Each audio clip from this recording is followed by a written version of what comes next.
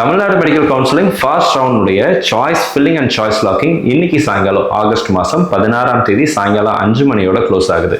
இது வரைக்கும் நீங்கள் உங்களுடைய சாய்ஸஸை லாக் பண்ணாமல் இருந்தீங்க அப்படின்னா நீங்கள் மறக்காமல் சாய்ஸை லாக் பண்ணிவிடுங்க. ஒருவேளை நீங்கள் லாக் பண்ண மறந்துட்டீங்க அல்லது லாக் பண்ணாமல் விட்டுட்டீங்க அப்படின்னாலும் ஆட்டோமேட்டிக்காக லாக் ஆகிடும் மெடிக்கல் செலெக்ஷன் கமிட்டி சொல்லியிருக்கிறாங்க.